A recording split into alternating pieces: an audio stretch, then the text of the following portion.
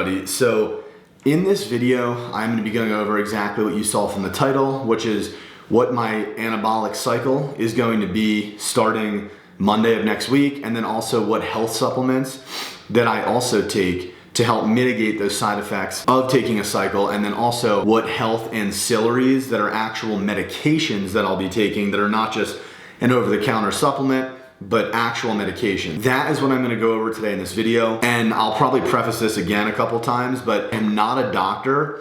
I'm not an expert in this field. I'm just a guy who's done his research. I've done cycles over the years. I've, been around the game for a while, and I do care tremendously about my health. And so that's why I've obviously done a lot of research behind how to stay healthier while taking cycles and things of that nature. But this video is purely entertainment. So, do not copy what I'm doing here, okay? You have to look at your own medical record, your own risk tolerance, your own, family medical history, all of those things. Do your own research, but hopefully you guys are able to pick some little nuggets of information out of this video to maybe do things in a healthier fashion for yourselves. With that being said, I'm just gonna jump first into what my exact cycle is gonna be, and then we're gonna move on to health supplements, and then I'm gonna move on to the medications and all that stuff. So what I'm gonna be doing is a 16-week cycle, 4 months long. And I'm gonna be doing 500 milligrams of testosterone enthanate for the entire 16 weeks. For the first 12 weeks of the cycle, I'm gonna be taking Anavar, 20 milligrams per day. So I'm gonna do 10 milligrams in the morning or pre-workout, and then 10 milligrams at night. So 20 milligrams total. And that is gonna be what my cycle is consisting of. How I landed on this cycle, specifically for myself, is based off previous history, knowing compounds, things of that nature. So the testosterone, it's pretty obvious. Any cycle should have a testosterone base in it, in my opinion, to help regulate your testosterone, your estrogen, your hormones, right? Your body needs testosterone. Most of these steroids that we're gonna be taking at any point, right, is going to mess with your estrogen, your testosterone balance, which is not good for muscle building and your health. So yeah, testosterone, obvious one. You're gonna build a fuckload of muscle taking testosterone. The highest dose I've ever taken was 500 milligrams, and I'm gonna go back to taking 500 milligrams again because my goal is to obviously compete as a pro. And in my opinion, 500 milligrams is an extremely strong dosage of test to where you're gonna be able to grow, like an absolute weed. And the reason I like 16 weeks is because, in my opinion, it takes a solid 3-4 weeks for that 500 milligrams to be in your system at those levels and, giving you the result of taking the 500 tests. So for me, that's based off my personal body. It's kind of like, you have to load it, and then you'll start seeing those results. So that's why I'm doing the test. That's why I'm doing that dosage. I really want to grow. Now the Anavar, a lot of people may say, well, why wouldn't you just take, if you're going to add something else, why not take another injectable so it doesn't have to bypass your liver? Because the orals can be a little bit more toxic on the liver, the kidneys, right, your stomach. I've taken Anavar 2 times before. Both times I tolerated it very well. I got very good results from it. And then a couple weeks after, my liver enzymes were completely back to normal. That's just what happened for me personally. And using a couple different compounds that I've used, Anavar just seems to work extremely well for me. I like the compound personally. A healthier choice could have been to do something like Primobolan, right? It's another injectable, it's not bypassing the liver. It has less potential side effects, a little bit less harsh on the body from the literature that's out there. However, I like Anavar, and so that's why I'm choosing to do it. I am, aware that there's other better options, but I wanted to add a compound, my second compound on the cycle. That was something that was gonna keep me a little bit drier, tighter, have that anabolic kind of look that you get from taking androgenic steroid, which is what Anavar is. Gives you that kind of harder, more vascular, leaner, tighter look. And, coupling that with the test, which is gonna make me, a little bit more kind of, I guess you could say, watery, right? I am gonna control my estrogen, which I'll get into in a second. Yeah, I wanted a compound that was gonna give me that kind of steroid look, right? And obviously taking the Anavar is gonna help with the testosterone to build more muscle and obviously get stronger as well.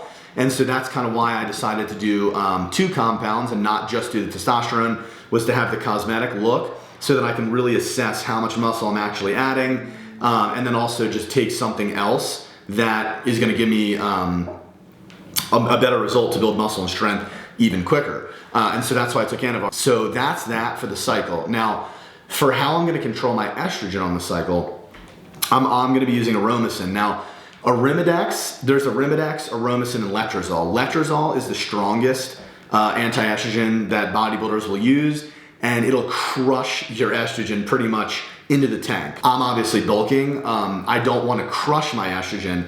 I just want it between 35 and like 50, which is a good range, so that you're building muscle, at a good pace. Your hair is staying intact, because when you crash your estrogen, it can destroy your hair, cause a lot of hair shedding. So I'm just trying to take something that when I'm on the 500 test and my testosterone spiked, that not too much of that is converting to estrogen, giving me gyno, giving me bloating, water retention, bloated face. A lot of guys you'll see take gear and their face is all bloated out and stuff.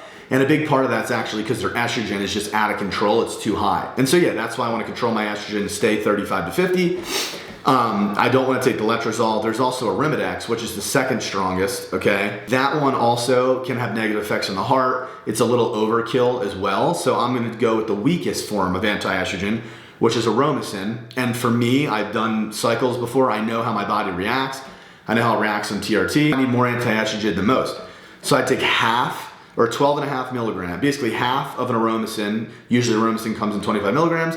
Take 12.5 milligrams after every single time I pin. Now, I'm pinning every other day. I do the every other day method to keep the levels stable in my body to help prevent gyno, mood swings, things of that nature. Because if you just pin, let's say like twice a week, you're gonna spike and then you're gonna drop in your hormones. So I do every other day, and I just take half of an Aromin, 12.5 milligrams after I pin every single time. And for me, that seemed to, when I take 400 or 500 tests, keep my estrogen in that 35 to 50 range, which is where I like it, to prevent all the negative side effects of estrogen going too high, which actually can hurt your sex drive. I don't think a lot of people understand the nuances when they're altering their body so heavily, taking all this gear, the things that you have to do to make sure that, certain hormones and certain things in your body are staying within a good range, so that you're not, getting mental effects, sex drive effects, all the negative effects of steroids, acne, etc. That's what I'm gonna be doing for the cycle. Hopefully I wasn't too all over the place. There's like a lot to kind of, spew out with that. The only other thing I'm gonna be using that is not a supplement is actually an ARB blood pressure medication called telmisartan. ARB stands for angiotensin receptor blocker, okay?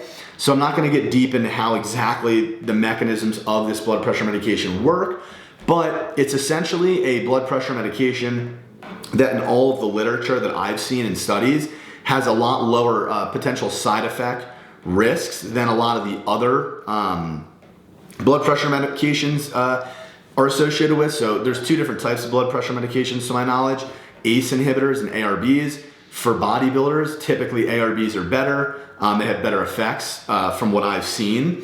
ACE inhibitors can also be beneficial for bodybuilders, but personally, the ARB route is one that I've seen a lot of people that I personally follow and get information from, they recommend. And so, it's worked for me in the past to keep my blood pressure in a really good spot. Taking the telmisartan, I just take a low dose, the lowest efficacious dose, which is 20 milligrams per day of telmisartan. The dose in literature for what they give people with high blood pressure, whether on steroids or not, or older, whatever the case, is 20 to 140. So I found 20 is enough for me personally as a young, healthy individual, to where it's gonna keep my blood pressure low and I don't have side effects from it. I haven't had side effects from it. I'm taking this not only for blood pressure, but it also helps your heart health as well. So when we take steroids, right, it can cause something called left ventricular hypertrophy, which is basically the growing of the left ventricular of the heart.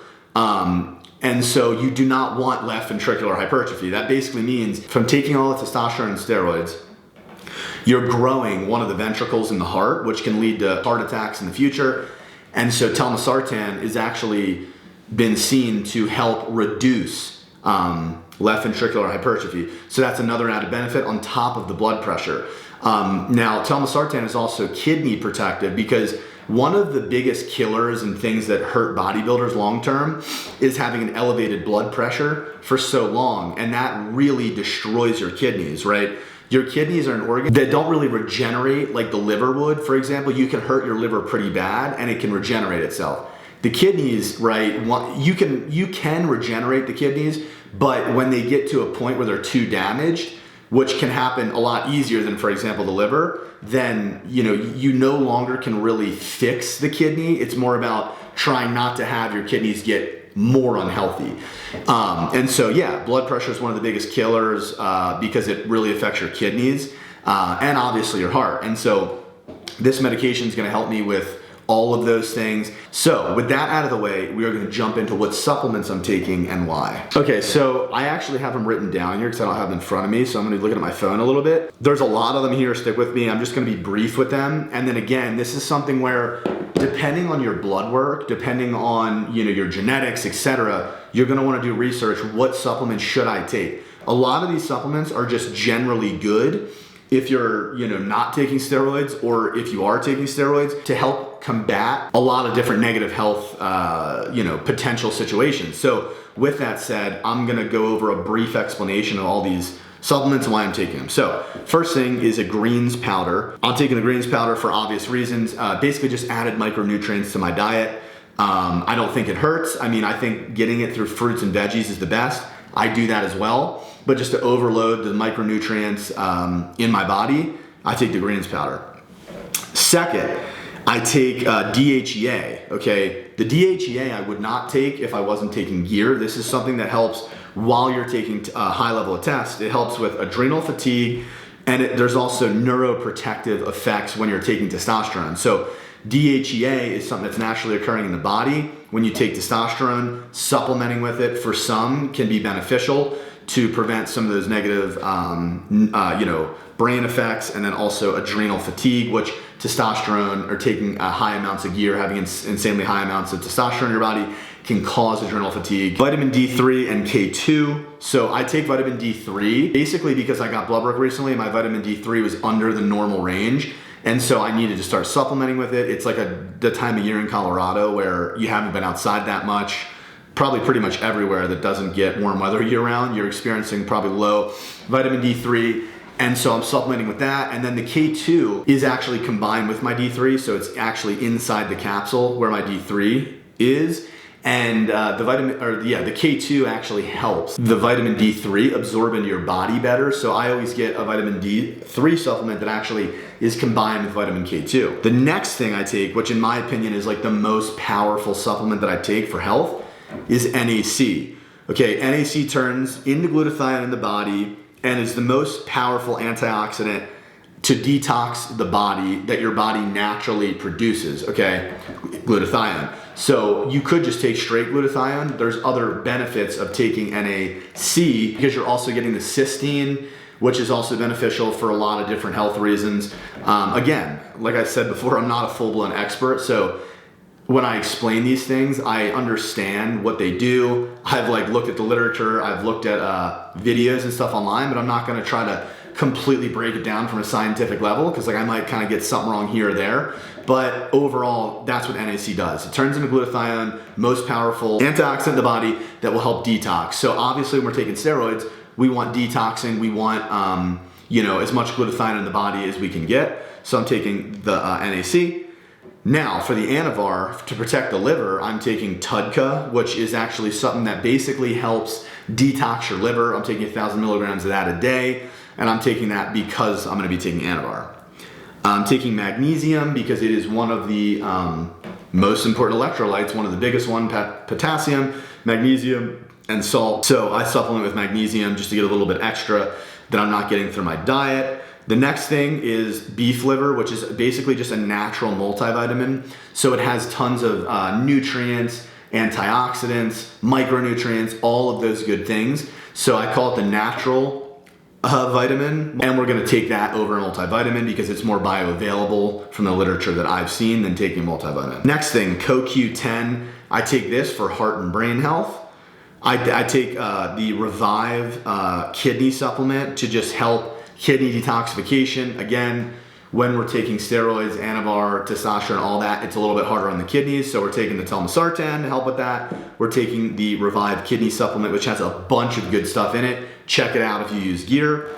The next thing I'm taking for gut health is a probiotic every morning to help with the healthy flora in the gut, to help with digestion, which is gonna then in return help with muscle building. The next thing is a big one, so I'm taking bergamot, which bergamot I'm taking for cholesterol. When you take testosterone, okay, or any steroid, it basically is going to negatively impact the good cholesterol that you want in the body, okay, which is the HDL, and it's going to also negatively impact the bad cholesterol in the body, make that higher. So it's gonna make your LDL higher. You want your LDL lower. It's gonna make your HDL lower. We want our HDL higher. So bergamot is a supplement that I'm actually taking to help, increase my good cholesterol, lower my bad cholesterol. I was gonna be taking a cholesterol medication, but due to not wanting to take too many medications and stuff that could have potential side effects, and I don't know which one is causing the side effect and all that stuff, I just decided because my cholesterol is really solid right now, my body can go through a period without, of taking the cycle without taking an actual cholesterol medication. Some people do need to take a cholesterol medication if they're taking gear year-round, etc. But for me, I'm taking the bergamot in replacement, basically, of taking some sort of cholesterol medication to prevent those negative things happening with my cholesterol. So that's pretty much everything that I'm doing. If you guys have any questions, comment them down below, and I'll try to get back to everyone that I can. And then the other things I've done to get ready for this cycle is take my blood work, and also I did a blood dump because my red blood cells, my hematocrit, my hemoglobin was high, meaning my blood was very thick. So I hadn't donated blood in a while, so I wanted to do that. If your blood gets too thick and your platelets get too high, you can have issues with blood clotting.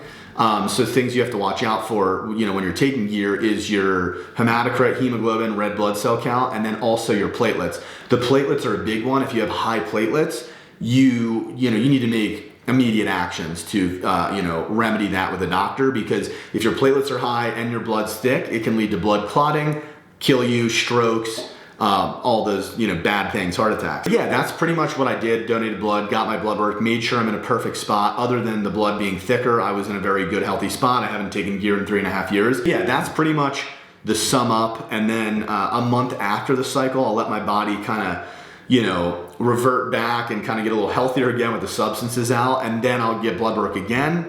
And before I start another cycle, I will make sure that I get blood work again and make sure my blood work is absolutely perfect before I start another cycle. So that's how I do my blood work, is I do it before a cycle, make sure I'm perfect, do it a month after a cycle. It's probably still gonna be a little bit off. And then maybe 3-4 months later when I do another cycle, I'll take it again, make sure I'm perfect. If I'm not, I'll fix what needs to be fixed. Then I'll go for my cycle. So that's kind of how I go about my blood work personally. I don't do it mid-cycle. Some people do. I'm not saying you shouldn't. I just don't. But yeah, that is pretty much everything. I just wanted to kind of make this video to, show you guys the complexity of actually taking a cycle, all the things you need to be thinking about. It's not just as simple as pin myself, good to go, get jacked. I wanted to kind of, for entertainment purposes, tell you guys all this stuff. I'm not going to be like making these videos every single time I take a cycle, but I just wanted to outline my kind of practices at least one time with, what health supplements I take, the blood pressure stuff, all of that stuff, just so you guys kind of get an idea of how I do things for entertainment purposes. So yeah, I hope you enjoyed the video. And as I said before, if you have any questions, let me know. And I will see you guys in the next video. Dave's going to be coming to stay with me next week. And so we're going to be filming a YouTube video for my channel, probably for his channel. Stay tuned for that. And yeah, I hope you guys enjoyed the video.